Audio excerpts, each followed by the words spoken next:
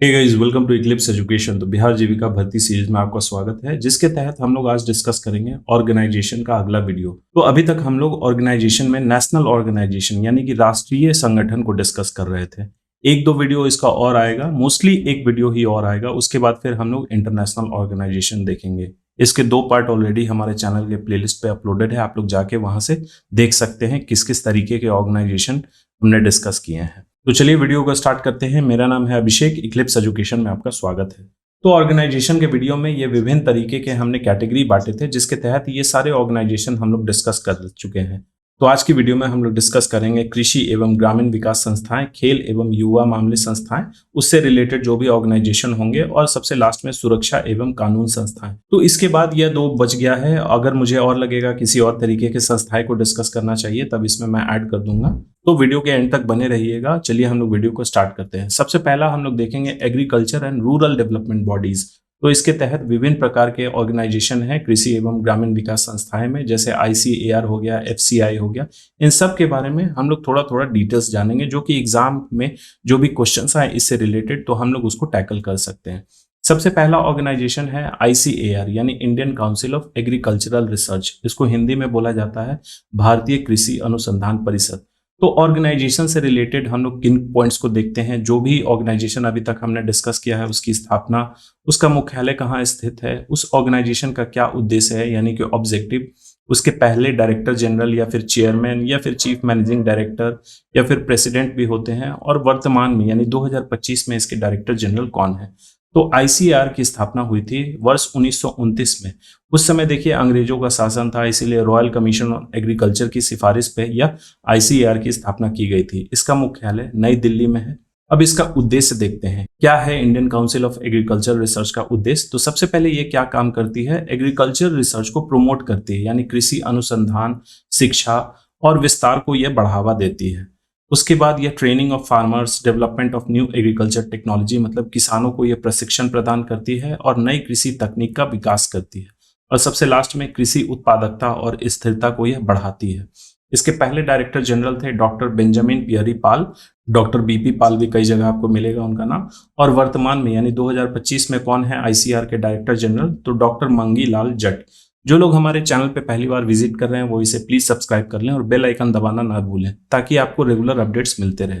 चलिए दूसरा वीडियो है FCI। तो इसके बारे में आप लोगों ने नाम सुना है, फूड कॉर्पोरेशन ऑफ इंडिया, जिसको भारतीय खाद्य निगम भी बोला जाता है। इसकी स्थापना वर्ष 1965 में हुई थी। हेडक्वार्टर नई दिल्ली में है।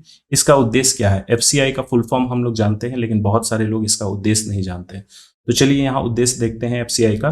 किसानों से न्यूनतम समर्थन मूल्य यानी MSP, जिसको बोला जाता है मिनिमम सपोर्ट प्राइस पर अनाज की खरीद, खाद्यान्न का सुरक्षित भंडारण और प्रबंधन यानी कि safe storage and management of food grains, और सबसे लास्ट वाला जो ऑब्जेक्टिव है, ये सबसे इंपॉर्टेंट ऑब्जेक्टिव है FCI का, सार्वजनिक वितरण प्रणाली यानी PDS इसको बोलते हैं, पब्लिक डिस्ट्रीब्यूशन सिस्टम।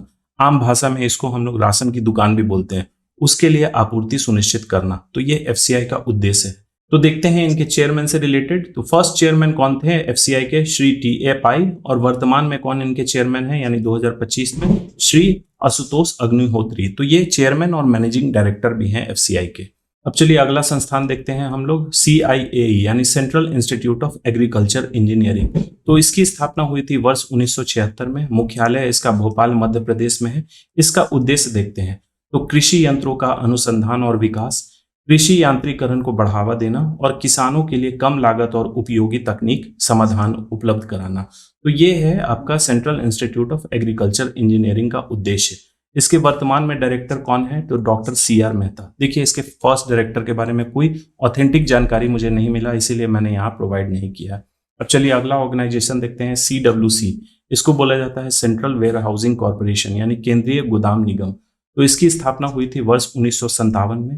हेडक्वार्टर इसका नई दिल्ली में स्थित है। इसका उद्देश्य देखते हैं हम लोग, तो कृषि और औद्योगिक वस्तुओं का सुरक्षित भंडारण यानी कि safe storage of agricultural and industrial goods, cold storage, custom bonded गोदाम और लॉजिस्टिक सेवाएं। तो कस्टम बॉन्डेड गोदाम कैसे गोदाम होते हैं, जैसे कि कुछ प्रोडक्ट्स होते हैं जो हम लोग बाहर से इंपोर्ट कराते हैं यानी कि आयात कराते हैं उनका, तो उसके लिए हमें कस्टम ड्यूटी पे करना होता है, चाहे वह शिप से आ रहा है या फिर किसी और माध्यम से। तो जब तक उसका कस्टम ड्यूटी हम लोग नहीं पे करते हैं, तब तक वो उस गोदाम में स्थित रहता है।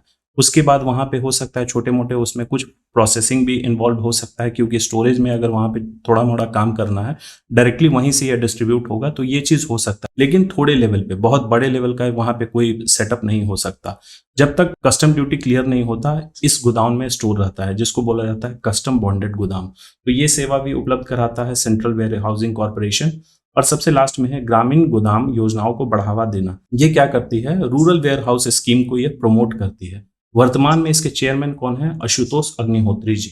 अब चलिए अगला ऑर्गेनाइजेशन देखते हैं, SFAC यानी कि small farmers agri business consortium. इसको बोला जाता है लघु किसानों का कृषि व्यापार संगठन। इसकी स्थापना हुई थी वर्ष 1994 में। हेडक्वार्टर इसका नई दिल्ली में है। इसका उद्देश्य क्या है? तो छोटे और सीमांत किसानों को संगठित करना। दूसरा ऑब्जेक्टिव देखते हैं हम लोग, किसान उत्पादक संगठन यानी कि फार्मर प्रोड्यूसर ऑर्गेनाइजेशन को बढ़ावा देना। अगला उद्देश्य देखते हैं हम लोग, तो कृषि व्यापार और मूल्य श्रृंखला विकास को प्रोत्साहन ये प्रदान करती है small farmers agri business consortium. इसके वर्तमान में मैनेजिंग डायरेक्टर कौन है? श्री धीरज साहू। चलिए अगला ऑर्गेनाइजेशन देखते हैं हम लोग, NHB यानी कि नेशनल हॉर्टिकल्चर बोर्ड, राष्ट्रीय बागवानी बोर्ड इसको हिंदी में बोला जाता है। इसकी स्थापना हुई थी वर्ष 1984 में। इसका मुख्यालय गुरुग्राम हरियाणा में स्थित है। इसका उद्देश्य क्या है? तो बागवानी फसलों का विकास। बागवानी फसल कैसे होते हैं? मतलब धान चावल को छोड़ के, गेहूं चावल को छोड़ के बाकी फल सब्जियां इसमें उगाया जाता है, उसी को हम लोग हॉर्टिकल्चर बोलते हैं। इसमें और क्या उद्देश्य है? तो उत्पादन, विपणन यानी कि मार्केटिंग और निर्यात को बढ़ावा देना, वित्तीय और तकनीकी सहायता प्रदान करना, हॉर्टिकल्चर से रिलेटेड। इसके वर्तमान में मैनेजिंग डायरेक्टर कौन है? तो प्रिय रंजन जी। चलिए अगला ऑर्गेनाइजेशन देखते हैं, कृषि एवं ग्रामीण विकास संस्थाएं में सेंट्रल सिल्क बोर्ड यानी केंद्रीय रेशम बोर्ड। तो इसकी स्थापना हुई थी वर्ष 1948 में। इसका हेडक्वार्टर कहाँ है? बेंगलुरु कर्नाटका में। अब इसका उद्देश्य हम लोग देखते हैं, तो यह रेशम उत्पादन और अनुसंधान को बढ़ावा देती है। भारत में रेशम उद्योग का विकास और निर्यात संवर्धन करती है, मतलब कि इसको डेवलप करती है। अगला उद्देश्य देखते हैं, तो किसानों और कुटीर उद्योगों को समर्थन प्रदान करती है, चाहे वह पैसे से हो गए या फिर किसी और माध्यम से, या उन उद्योगों को यह समर्थन प्रदान करती है। अब हम लोग देखते हैं इसके फर्स्ट चेयरमैन। तो ये काफी इंपॉर्टेंट हो जाता है, क्योंकि यहाँ देखिए इसके फर्स्ट चेयरमैन थे डॉक्टर श्यामा प्रसाद मुखर्जी जी, जो भारत के सबसे पहले मिनिस्टर थे कॉमर्स एंड इंडस्ट्री के। तो इसीलिए यह एक्स ऑफिशियो चेयरमैन भी थे आपका सेंट्रल सिल्क बोर्ड के। मिनिस्टर होने के साथ साथ ये पदेन चेयरमैन थे आपके सेंट्रल सिल्क बोर्ड के। इसके वर्तमान में चेयरमैन कौन है? तो अभी ये पोस्ट जो है 2025 में यह खाली है, अभी तक किन्हीं को नियुक्त नहीं किया गया है। इसके ऑफिशियल वेबसाइट पे भी आप जाके देखिएगा, 2025 में इसकी वैकेंसी निकली हुई है सेंट्रल सिल्क बोर्ड के चेयरमैन की। तो चलिए यहाँ कंप्लीट हुआ हमारा कृषि एवं ग्रामीण विकास संस्थाएं। अब अगला संस्था हम लोग देखते हैं, sports and youth affairs organisation, यानी कि खेल एवं युवा मामलों से रिलेटेड जो भी संस्थाएं हैं उनको एक एक करके हम लोग देखते हैं।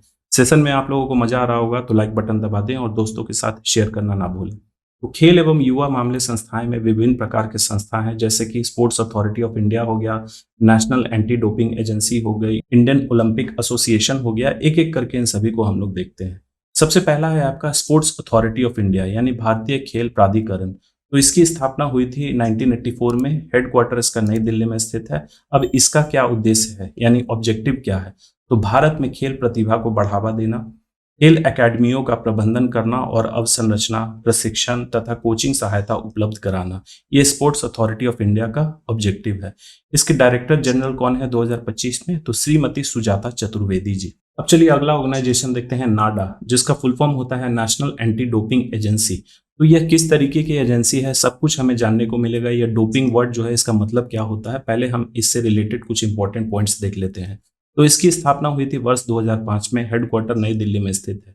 अब चलिए इसका ऑब्जेक्टिव देखते हैं, ये काफी इंपॉर्टेंट हो जाता है नाडा से रिलेटेड। तो ये क्या करती है? प्रतिद्रव्य विरोधी नियम लागू करना, यानी कि एंटी डोपिंग रूल्स को यह लागू करती है, डोप परीक्षण को नियंत्रित करती है और भारत में स्वच्छ खेल को बढ़ावा देती है। किस तरीके से यह बढ़ावा देती है, इस डोपिंग वर्ड का मतलब हम लोग अगर जानेंगे तभी ये समझ में आएगा। देखिए डोपिंग का मतलब क्या होता है, ऐसे कुछ पदार्थ होते हैं जो प्रतिबंधित होते हैं स्पोर्ट्स में, कॉम्पिटिटिव स्पोर्ट्स में। इन ड्रग्स को क्या बोला जाता है? Performance enhancing drugs. ये बेसिकली स्पोर्ट्समैन क्यों यूज करते हैं? अपने परफॉर्मेंस को इंक्रीज करने के लिए। कि जैसे सपोज करिए कोई एथलीट है, उन्होंने कंपटीशन में भाग लिया, तो वो 100 मीटर का रेस है, अगर वो प्रैक्टिस करेंगे, नेचुरल स्टैमिना बिल्ड करेंगे, तो उसके एवज में सारे कॉम्पिटिटर्स जो हैं, सारे प्लेयर्स हैं, फाइट करेंगे। लेकिन कोई एक प्लेयर क्या है कि एक ड्रग्स का इस्तेमाल करता है, दवा का, जैसे कि स्टेरॉइड हो गया या फिर किसी तरीके का एनाबॉलिक्स अगर वो लेता है तो उससे क्या होता है, उनका स्टेमिना डबल हो जाता है, डबल ट्रिपल हो जाता है। वो क्या है, आप चीटिंग कर रहे हैं। तो ये क्या करती है, जो नेशनल एंटी डोपिंग एजेंसी है, ये उन प्लेयर्स को हर स्पोर्ट्स स्टार्ट होने के पहले टेस्ट करवाती है, चाहे उनका यूरिन सैंपल या फिर ब्लड सैंपल के माध्यम से उनका टेस्ट कंडक्ट करवाती है। और वो स्पोर्ट्स हो जाता है, वो टेस्ट में टाइम लगता है। अगर ये पॉजिटिव पाया जाता है कि उन्होंने कोई ड्रग्स का इस्तेमाल किया है जो स्पोर्ट्स में बैंड है, ये परफॉर्मेंस इनहांसिंग ड्रग्स है, तब उन पे यह नियम लागू हो जाता है और उनको उस स्पोर्ट से प्रतिबंधित कर दिया जाता है। चलिए आगे हम लोग देखते हैं किन किन लोगों को यह प्रतिबंधित किया गया है। इसके पहले डायरेक्टर जनरल थे आशीष भार्गव जी और वर्तमान में इसके डायरेक्टर जनरल हैं श्री अनंत कुमार जी। एक चीज इंपॉर्टेंट यहाँ हो जाता है, नाडा का जो ब्रांड एम्बेसडर है इंडिया में, तो ये इंडिया की ही एजेंसी है। वर्ल्ड लेवल की एजेंसी होती है वाडा, वर्ल्ड एंटी डोपिंग एजेंसी। इसका हेडक्वार्टर यानी कि वाडा का हेडक्वार्टर जो है मॉन्ट्रियल कनाडा में है। लेकिन नाडा के जो ब्रांड एम्बेसडर की हम लोग बात कर रहे थे, उसके ब्रांड एम्बेसडर हैं सुनील शेट्टी जी, क्योंकि इतने उम्र दराज होने के बाद भी वह काफी हेल्दी हैं, इसीलिए उनको एज ब्रांड एम्बेसडर चुना गया है नाडा का। चलिए यहाँ एक जेवलिन थ्रोअर थे डीपी मनु जी, उनके ऊपर नाडा ने 4 साल का बैन लगाया है क्योंकि उनका टेस्ट हुआ था डोप टेस्ट और उसमें वह फेल कर गए थे। ये 2024 की न्यूज है। अब एक क्रिकेटर भी थे काफी फेमस, यूसुफ पठान जी, ये 2018 की न्यूज है। उनका डोपिंग टेस्ट हुआ था जिसके तहत रिपोर्ट जो है पॉजिटिव आया था, तो उन पे भी यह बैन लगा था। अब इन्होंने एक्सक्यूज दिया था कि वो डॉक्टर ने उन्हें किसी तरीके के चोट के लिए वह दवा प्रिस्क्राइब किया है, लेकिन फिर भी वह क्या था, बैंड था वो दवा, इसीलिए उनको बैन कर दिया गया क्रिकेट से कुछ सालों के लिए। अब अगला ऑर्गेनाइजेशन देखते हैं हम लोग, Netaji Subhash national institute of sports. तो इसकी स्थापना हुई थी 1961 में, हेडक्वार्टर पटियाला पंजाब में स्थित है। अब इसका उद्देश्य देखते हैं हम लोग, तो प्रशिक्षकों को प्रशिक्षित करना, खेल विज्ञान में शोध करना और खिलाड़ियों को वैज्ञानिक प्रशिक्षण सहायता प्रदान करना। इसके पहले डायरेक्टर थे MK कौल जी और वर्तमान में यानी 2025 में इसके डायरेक्टर कौन है, कर्नल राज सिंह बिश्नोई जी। अब चलिए अगला ऑर्गेनाइजेशन देखते हैं हम लोग, इंडियन ओलंपिक एसोसिएशन यानी कि भारतीय ओलंपिक संघ। तो इसकी स्थापना हुई थी वर्ष 1927 में, हेडक्वार्टर नई दिल्ली में स्थित है। इसका क्या ऑब्जेक्टिव है, तो ओलंपिक, एशियाई और कॉमनवेल्थ खेलों के लिए खिलाड़ियों का चयन करना और भारत का अंतर्राष्ट्रीय ओलंपिक समिति में प्रतिनिधित्व करना। इसके पहले प्रेसिडेंट थे सर दोराबजी टाटा जी और वर्तमान में, ये इंपॉर्टेंट हो जाता है, वर्तमान में इंडियन ओलंपिक एसोसिएशन के जो प्रेसिडेंट है वह PT उषा जी। तो ये काफी इंपॉर्टेंट पर्सनालिटी है, काफी ये फेमस पर्सनालिटी है PT उषा जी। आपको पता होगा सबसे पहले एथलीट यही थे, महिला एथलीट। चलिए अगला है para Olympic committee of India. तो इसकी स्थापना हुई थी वर्ष 1992 में, हेडक्वार्टर नई दिल्ली में स्थित है। अब इसका उद्देश्य हम लोग देखते हैं, तो भारत में पैरा खेलों को बढ़ावा देना और पैरा ओलंपिक खेलों में भारत की भागीदारी का आयोजन करना। तो पैरा ओलंपिक्स किन के लिए होता है, ऐसे प्लेयर्स जो विकलांग होते हैं, मतलब कि उनका कोई हाथ काम नहीं कर रहा है या फिर पैर काम नहीं कर रहा है, उनके लिए पैरा ओलंपिक एक स्पोर्ट्स अलग से ऑर्गेनाइज होती है। तो उसके लिए एक कमेटी है para Olympic committee of India. इसके पहले प्रेसिडेंट कौन थे, रतन सिंह जी, और वर्तमान में इसके प्रेसिडेंट कौन है, देवेंद्र झाझरिया जी। ये भी इंपॉर्टेंट हो जाता है, हो सकता है इससे भी एग्जाम में क्वेश्चन रहे। अब अगला है हॉकी इंडिया। तो इसकी स्थापना हुई थी वर्ष 2009 में, हेडक्वार्टर नई दिल्ली में स्थित है। इसका क्या उद्देश्य है, ऑब्जेक्टिव है, तो भारत में फील्ड हॉकी का संचालन करना और पुरुष व महिला राष्ट्रीय टीमों का प्रबंधन करना। ये बेसिकली उनका मैनेजमेंट करती है। इसके वर्तमान में प्रेसिडेंट कौन है, दिलीप तिर्के जी। चलिए अब अगला ऑर्गेनाइजेशन देखते हैं हम लोग, AIFF यानी कि ऑल इंडिया फुटबॉल फेडरेशन यानी अखिल भारतीय फुटबॉल महासंघ। तो इसकी स्थापना हुई थी वर्ष 1937 में, हेडक्वार्टर नई दिल्ली में स्थित है। इसका क्या उद्देश्य है, तो भारत में फुटबॉल का प्रबंधन और प्रचार करना तथा फीफा का नाम आपने सुना होगा, फीफा वर्ल्ड कप, और AFC यानी कि एशियन फुटबॉल कमेटी में प्रतिनिधित्व करना। इसके पहले प्रेसिडेंट कौन थे, मोइनुल हक जी, और वर्तमान में AIFF के प्रेसिडेंट कौन है, कल्याण चौबे जी।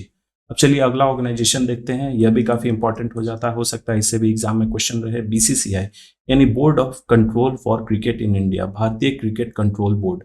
इसकी स्थापना हुई थी वर्ष 1928 में, हेडक्वार्टर मुंबई महाराष्ट्र में स्थित है।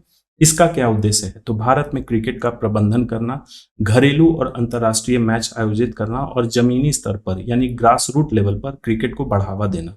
इसके पहले प्रेसिडेंट कौन थे, चूंकि उस समय अंग्रेजों का शासन चल रहा था, तो RE ग्रांट गोवन जी थे, और अभी इसके प्रेसिडेंट कौन है वर्तमान में 2025 में, रॉजर बिनी जी। ये भूतपूर्व क्रिकेट खिलाड़ी हैं। चलिए अगला है नेहरू युवा केंद्र संगठन। इसकी स्थापना हुई थी वर्ष 1972 में, हेडक्वार्टर नई दिल्ली में स्थित है। चलिए इसका उद्देश्य हम लोग देखते हैं, यानी कि नेहरू युवा केंद्र संगठन का, तो ग्रामीण युवाओं को स्वेच्छा सेवाएं यानी कि वॉलंटरिज्म जो जिसको बोलते हैं हम लोग, और सामुदायिक कार्यक्रमों के माध्यम से राष्ट्र निर्माण गतिविधियों में शामिल करना। इसके वर्तमान में डायरेक्टर जनरल कौन है? नीतीश कुमार मिश्रा जी। चलिए अगला ऑर्गेनाइजेशन देखते हैं, एनसीसी। तो ये देखिए स्पोर्ट्स से रिलेटेड नहीं है बल्कि यूथ अफेयर से, यानी कि युवा मामले संस्थाएं हैं। राष्ट्रीय cadet corps, national cadet corps इसको बोला जाता है एनसीसी को। इसकी स्थापना हुई थी 1948 में, हेडक्वार्टर नई दिल्ली में स्थित है। इसका उद्देश्य क्या है? तो युवाओं में सैन्य प्रशिक्षण के माध्यम से अनुशासन, नेतृत्व और देशभक्ति की भावना विकसित करना। पहले डायरेक्टर जनरल कौन थे? कर्नल गोपाल गुरुनाथ बेबूर। और वर्तमान में इसके डायरेक्टर जनरल कौन है? Lieutenant general Gurbir Pal Singh. चलिए अगला ऑर्गेनाइजेशन देखते हैं, नेशनल सर्विस स्कीम यानी राष्ट्रीय सेवा योजना। तो इसकी स्थापना हुई थी वर्ष 1969 में। इसका हेडक्वार्टर कहाँ है? नई दिल्ली में। और यह ministry of youth affairs and sports के अंतर्गत आता है। इसका उद्देश्य क्या है? तो छात्रों में सामाजिक जिम्मेदारी, सामुदायिक सेवा और व्यक्तित्व विकास को बढ़ावा देना। इसके पहले प्रोग्राम कोऑर्डिनेटर कौन थे? Doctor VKRB Rao. और वर्तमान में इसके डायरेक्टर कौन है? श्रीमती वंदिता पांडे जी। तो यहाँ कंप्लीट हो गया हमारा खेल एवं युवा मामले संस्थाएं। अब आगे बढ़ने से पहले एक इंपॉर्टेंट अपडेट देना चाहूंगा। जीविका टारगेट बैच का नया बैच हमारा 2 अक्टूबर 2025 को स्टार्ट होने जा रहा है। ब्लॉक प्रोजेक्ट मैनेजर के लिए, कम्युनिटी कोऑर्डिनेटर के लिए और एरिया कोऑर्डिनेटर के लिए खास करके। इसके अलावा भी जो पोस्ट है ऑफिस असिस्टेंट या फिर ब्लॉक IT एग्जीक्यूटिव, उसके लिए भी बैच स्टार्ट हो जाएगा। अगर आप लोग इंटरेस्टेड हैं तो इस नंबर पे कॉल या फिर व्हाट्सएप कर सकते हैं। देखिए ये पेड बैचेस करने का क्या फायदा है? बैचेस करने का क्या फायदा है? यूट्यूब पे तो मैं सारा कंटेंट, सब्जेक्ट नॉलेज या फिर आपका ऑर्गेनाइजेशन हो गया, स्कीम्स के भी धीरे धीरे करके मैं वीडियोस अपलोड कर रहा हूँ। और हमारा एक मार्गदर्शक सीरीज भी चल रहा है। अभी दशहरा के कारण उसको मैंने बंद कर रखा है क्योंकि यह शाम का टाइमिंग है। दशहरा के बाद यह स्टार्ट हो जाएगा अपने वापस निर्धारित समय पे। देखिए इसके तहत हम लोग डेमो क्लासेस प्रोवाइड कर रहे हैं। आप डेमो क्लासेस जरूर अटेंड करिए। 2 अक्टूबर से स्टार्ट होने जा रहा है। उसमें आपको डिफरेंस पता चल जाएगा कि लाइव बैचेज अटेंड करने का क्या फायदा होता है। यहाँ पे आप अपना क्वेरीज जो है बहुत अच्छे तरीके से पुटअप कर सकते हैं और आपका जो भी डाउट है वह क्लियर हो जाएगा। तो आप लोग डेमो क्लासेस के लिए आप लोग पहले इस नंबर पे कॉल करिए। उसके बाद फिर आप डिसाइड करिएगा कि आपको पे करना है या नहीं करना है। इसमें टॉपिक वाइज डिस्कशन करवाया जा रहा है, PDF नोट्स प्रोवाइड किए जा रहे हैं और मॉक्स और test time to time conduct किए जाते हैं। अब चलिए अगला टाइप का ऑर्गेनाइजेशन देखते हैं, security and law enforcement organisation. तो इसमें भी विभिन्न प्रकार के ऑर्गेनाइजेशन हैं और ये काफी इंपॉर्टेंट जो भी ऑर्गेनाइजेशन है उन्हीं को मैंने यहाँ रखा है। एक एक करके इन सभी को देखते हैं। सबसे पहला है आपका CRPF यानी सेंट्रल रिजर्व पुलिस फोर्स। तो इसकी स्थापना हुई थी 27 जुलाई 1939 को। इसका मुख्यालय नई दिल्ली में स्थित है। अब इसका उद्देश्य क्या है?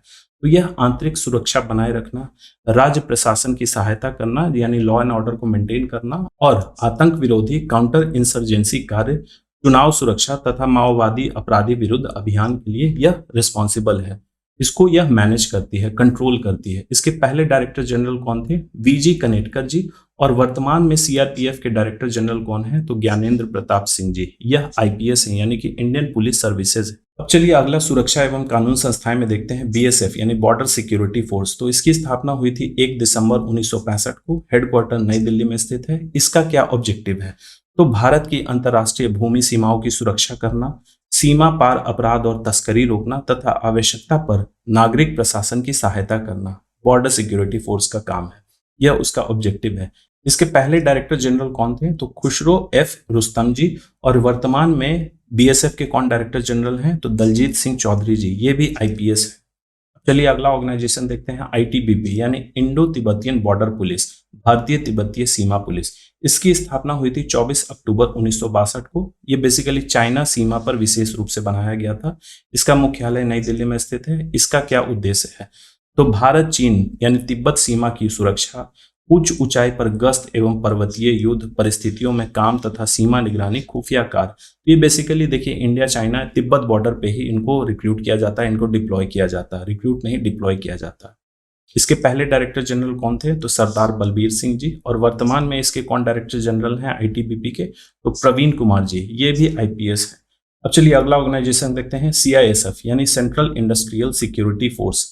तो इसकी स्थापना हुई थी 10 मार्च 1969 को। हेडक्वार्टर नई दिल्ली में स्थित है। इसका क्या उद्देश्य है? तो औद्योगिक इकाइयां यानी इंडस्ट्रियल यूनिट्स, हवाई अड्डों, बंदरगाहों, मेट्रो तथा अन्य महत्वपूर्ण बुनियादी ढांचे की सुरक्षा प्रदान करना। तो जो भी हमें एयरपोर्ट पे या फिर मेट्रो स्टेशन पे जो भी हमें एक फोर्स दिखती है वह CISF ही होती है। इसके डायरेक्टर जनरल कौन है वर्तमान में 2025 में? तो रजविंदर सिंह भट्टी जी, ये भी आईपीएस ही है। अब चलिए अगला ऑर्गेनाइजेशन देखते हैं, आईसीजी यानी इंडियन कोस्ट गार्ड। तो इसकी स्थापना हुई थी 1 फरवरी 1977 को। इसका हेडक्वार्टर नई दिल्ली में स्थित है। इसका उद्देश्य देखते हैं इंडियन कोस्ट गार्ड की। तो भारत की समुद्री हितों की रक्षा करना, क्षेत्रीय जल एवं विशेष आर्थिक क्षेत्र में समुद्री कानून लागू करना और तटीय व अपतटीय सुरक्षा सुनिश्चित करना। तो ये कोस्टल और ऑफशोर सिक्योरिटी भी यह इंश्योर करती है। इसके पहले डायरेक्टर जनरल कौन थे? वाइस एडमिरल वीए कामत जी। और वर्तमान में इसके डायरेक्टर जनरल कौन है यानी 2025 में? तो परमेश शिवामणि जी। अब चलिए अगला ऑर्गेनाइजेशन देखते हैं, एनएसजी यानी नेशनल सिक्योरिटी गार्ड। तो इसकी स्थापना हुई थी 16 अक्टूबर 1984 को। इसका मुख्यालय नई दिल्ली रीजन में, बेसिकली पालम में है, तो वह नई दिल्ली के अंतर्गत ही आता है। इसका ऑब्जेक्टिव हम लोग देखते हैं, यह केंद्रीय आतंक विरोधी विशेष बल जैसे कि बंधक मोचन, उच्च जोखिम सक्रियताएं, वीआईपी सुरक्षा समन्वय तथा विशेष ऑपरेशंस के लिए यह रिस्पॉन्सिबल है और इसकी यह उद्देश्य है। इसके पहले डायरेक्टर जनरल कौन थे? तो श्री आरटी नागरानी जी, ये आईपीएस थे। और वर्तमान में इसके डायरेक्टर जनरल कौन है एनएसजी के? तो भृगु श्रीनिवासन जी, ये भी आईपीएस हैं। अब चलिए अगला ऑर्गेनाइजेशन देखते हैं, सीबीआई। ये काफी नाम आपने सुना होगा, सेंट्रल ब्यूरो ऑफ इन्वेस्टिगेशन, केंद्रीय जांच ब्यूरो। इसकी स्थापना हुई थी 1 अप्रैल 1963 को। हेडक्वार्टर नई दिल्ली में स्थित है। इसका क्या उद्देश्य है? तो बड़े जटिल अपराध, घोटाले, भ्रष्टाचार, आर्थिक अपराध और केंद्र एवं राज्य द्वारा सौंपे गए मामलों की यह जांच करना। इसके पहले डायरेक्टर कौन थे? तो श्री डीपी कोहली जी। और वर्तमान में इसके डायरेक्टर हैं प्रवीण सूद जी, ये भी आईपीएस है। अब चलिए अगला ऑर्गेनाइजेशन देखते हैं हम लोग, एनआईए यानी नेशनल इन्वेस्टिगेशन एजेंसी। इसको हिंदी में राष्ट्रीय जांच एजेंसी भी हम लोग बोलते हैं। इसकी स्थापना हुई थी वर्ष 2009 में। ये बेसिकली 26/11 जो आतंकी हमला हुआ था उसके बाद ही इसको सेटअप कर दिया गया था। इसका मुख्यालय नई दिल्ली में स्थित है। इसका ऑब्जेक्टिव क्या है? तो आतंकवाद से जुड़े राष्ट्रीय मामलों में केंद्रीय जांच एजेंसी है। आतंकवादी साजिश, आतंक वित्त पोषण और राष्ट्रीय सुरक्षा से जुड़े मामलों की जांच व अभियोजन ये करती है। इसके पहले डायरेक्टर जनरल कौन थे? तो राधा विनोद राजू जी। और वर्तमान में इसके कौन डायरेक्टर जनरल हैं? सदानंद वी दाते जी, ये भी आईपीएस है। चलिए अगला ऑर्गेनाइजेशन देखते हैं हम लोग, आईबी। इसको इंटेलिजेंस ब्यूरो भी बोला जाता है। तो इसकी स्थापना 23 दिसंबर 1887 को हुई थी। इसका मुख्यालय नई दिल्ली में स्थित है। इसका उद्देश्य क्या है? तो आंतरिक खुफिया और प्रतिघात खुफिया कार्य, घरेलू खुफिया, आतंक खुफिया, नीति सुरक्षा यह सलाह प्रदान करती है। इसके पहले डायरेक्टर कौन थे? तो टीजी संजीवी पिल्लई जी। ये इंडिपेंडेंस के बाद यानी 1947 के बाद की बात है। और वर्तमान में इसके कौन डायरेक्टर हैं? तो तपन कुमार डेका जी, ये भी आईपीएस है। चलिए अगला ऑर्गेनाइजेशन देखते हैं, आरएनएडब्ल्यू, जिसको रॉ भी लोग बोलते हैं, रिसर्च एंड एनालिसिस विंग। इसकी स्थापना हुई थी 21 सितंबर 1968 को। यह नई दिल्ली में इसका हेडक्वार्टर स्थित है। इसका क्या उद्देश्य है? तो भारत की बाह्य खुफिया संस्था है, यानी कि इंडियाज फॉरेन इंटेलिजेंस एजेंसी है। विदेशी खुफिया एकत्रीकरण, भू राजनीतिक खतरे का विश्लेषण, गुप्त ऑपरेशन तथा विदेशी एजेंसियों के साथ यह कोऑर्डिनेट करती है यानी समन्वय करती है। इसके पहले डायरेक्टर यानी चीफ कौन थे? तो रामेश्वर नाथ काऊ जी। इसके फाउंडर हैं, बेसिकली रॉ के फाउंडर के रूप में रामेश्वर नाथ काऊ जी को जाना जाता है। और वर्तमान में इसके चीफ कौन है? तो पराग जैन जी। तो देखिए, रॉ की तरह हर देश का अपना एक इंटेलिजेंस एजेंसी होता है। जैसे यूएसए की अगर हम लोग बात करें तो उनका सीआईए है। अगर हम लोग इजराइल की बात करें तो उनका मोसाद है। पाकिस्तान की भी एक इंटेलिजेंस एजेंसी है, आईएसआई। चलिए अगला ऑर्गेनाइजेशन हम लोग देखते हैं, ईडी। ये भी काफी चर्चे में रहता है, इन्फोर्समेंट डायरेक्टोरेट यानी कि प्रवर्तन निदेशालय। तो इसकी स्थापना हुई थी 1 मई 1956 को। हेडक्वार्टर नई दिल्ली में स्थित है। अब इसका क्या उद्देश्य है? तो आर्थिक कानूनों यानी पीएमएलए, जिसको बोला जाता है prevention of money laundering act, और फेमा यानी कि फॉरेन एक्सचेंज मैनेजमेंट एक्ट का प्रवर्तन करती है। ये मनी लॉन्ड्रिंग व आर्थिक अपराधों की जांच तथा अपराधी धन की जब्ती और वसूली करती है। इसके पहले डायरेक्टर कौन थे? तो एएम चटर्जी जी। और अभी ईडी के वर्तमान में डायरेक्टर हैं राहुल नवीन जी। ये आईआरएस है यानी कि इंडियन रेवेन्यू सर्विसेज। अब चलिए अगला ऑर्गेनाइजेशन देखते हैं, एफआईयू इंडिया यानी कि फाइनेंशियल इंटेलिजेंस यूनिट, वित्तीय खुफिया इकाई। इसकी स्थापना हुई थी 18 नवंबर 2004 को। हेडक्वार्टर नई दिल्ली में स्थित है। अब इसका उद्देश्य देखते हैं हम लोग, यानी फाइनेंशियल इंटेलिजेंस यूनिट का उद्देश्य। तो संदिग्ध वित्तीय व्यवहारों, एसटीआर या फिर सीटीआर। एसटीआर का मतलब होता है सस्पिशियस ट्रांजैक्शन रिपोर्ट, का संकलन करती है, ये विश्लेषण और प्रवर्तन एजेंसियों को जानकारी प्रदान करती है, जानकारी देती है, एंटी मनी लॉन्ड्रिंग और आतंक वित्त पोषण रोकथाम में अंतरराष्ट्रीय समन्वय करती है, यानी इंटरनेशनली ये कोऑर्डिनेट करती है। वर्तमान में इसके डायरेक्टर कौन है? तो अमित मोहन गोविल जी, ये भी IRS है, क्योंकि पैसे से रिलेटेड है तो उसमें जो हेड होते हैं वो IRS ही होंगे।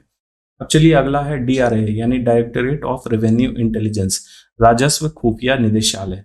तो इसकी स्थापना कब हुई थी? 4 दिसंबर 1957 को। हेडक्वार्टर नई दिल्ली में स्थित है। इसका क्या उद्देश्य है? तो देश का यह शीर्ष कस्टम खुफिया एंटी तस्करी संस्था है। ड्रग्स, सोना, हीरा, वन्यजीव उत्पाद, नकली नोट, प्रतिबंधित वस्तुएं और व्यापार आधारित धोखाधड़ी का पता लगाना और रोकना, यह सबसे बड़ी कस्टम खुफिया एजेंसी है और तस्करी एंटी तस्करी एजेंसी है ये। इसके पहले डायरेक्टर जनरल कौन थे? तो BB बर्मन जी। और वर्तमान में इसके डायरेक्टर जनरल कौन है? अभय कुमार श्रीवास्तव जी। ये भी IRS ही हैं, यानी इंडियन रेवेन्यू सर्विसेज से ही है। अब अगला देखते हैं NCRB यानी नेशनल क्राइम रिकॉर्ड्स ब्यूरो। तो इसकी स्थापना हुई थी 11 मार्च 1986। मिनिस्ट्री ऑफ होम अफेयर्स के अंतर्गत ये आता है। हेडक्वार्टर इसका नई दिल्ली में स्थित है।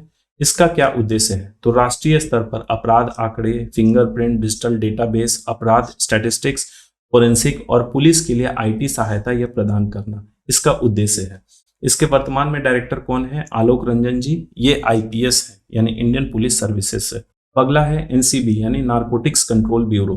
तो इसकी स्थापना हुई थी 17 मार्च 1986 में। हेडक्वार्टर नई दिल्ली में स्थित है। इसका क्या उद्देश्य है नारकोटिक्स कंट्रोल ब्यूरो का?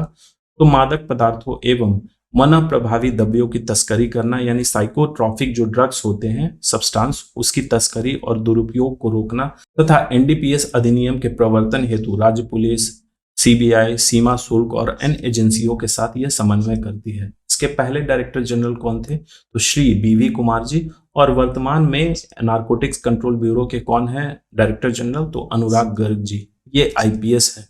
अगर कोई प्रवर्तन निदेशालय रहता तो उसमें ये पैसे से रिलेटेड अगर कोई ऑर्गेनाइजेशन रहता तो उसके जो हेड होते हैं वो IRS रहते हैं, इंडियन रेवेन्यू सर्विसेज से। तो चलिए यहाँ कंप्लीट हुआ हमारा सुरक्षा एवं कानून संस्थाएं, खेल एवं युवा मामलों की संस्थाएं और कृषि एवं ग्रामीण विकास संस्थाएं। तो बहुत जल्दी इसका जो बचा हुआ पोर्शन है वो बहुत जल्दी इसका अपलोड हो जाएगा। आप लोग हमारे चैनल के साथ बने रहिएगा। So thank you for watching. Please subscribe, share और लाइक करना ना भूलें।